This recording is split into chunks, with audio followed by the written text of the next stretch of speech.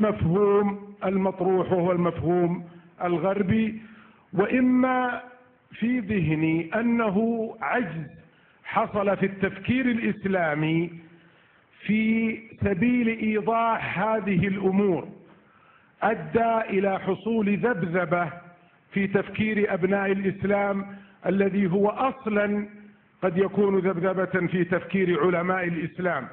ولهذا نلاحظ أن علماء الإسلام في هذه المفاهيم يختلفون في تسليط الضوء على المفهوم من مكان إلى مكان، فتجد علماء بلد يضعون المفهوم في حدود ضيقة، بينما نجد علماء بلد آخر يضعون المفهوم في حدود أوسع، وهذا التذبذب حصل حقيقة فيه إشكالية.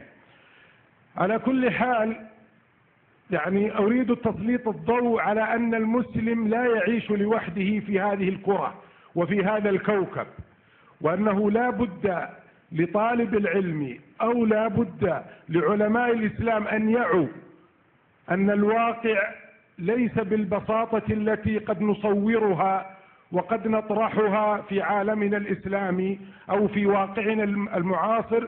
وعلى هذا قد يرى بعض علماء الإسلام مفكريه أن العزلة قد وجبت في هذا الزمن وفيها ما فيها.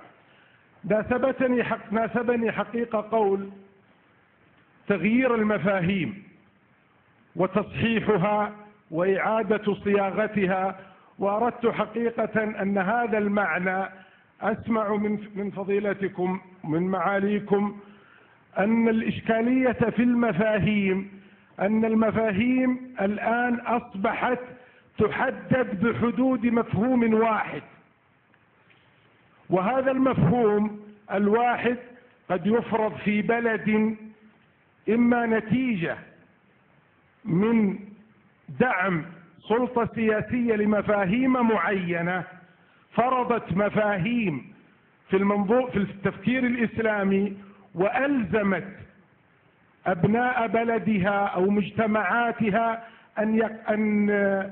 أن يؤمنوا بهذا المفهوم الذي يرى، في حين أننا قد نرى هذا المفهوم أو هذا النص أو هذا الحديث يدرس ويقرأ بمفاهيم أخرى. فهل نبقي المفهوم في النص الشرعي على مفهوم محلي أو مفهوم من جهة تفكير معين يبقى هذا المفهوم هو المسيطر وهو الذي يطرى الناس إليه إطراء بالقوة، أو تبقى المفاهيم بين مفكري علماء الإسلام؟ وشكرا وجزاكم الله خير.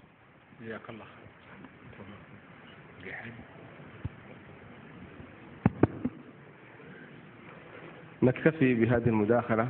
الشيخ تكلم لأن الشيخ رحلته على وشك الإقلاع بعد ساعة إلا ربع تقريبا. تفضل. جزاك الله خير يا شيخ عبد الله.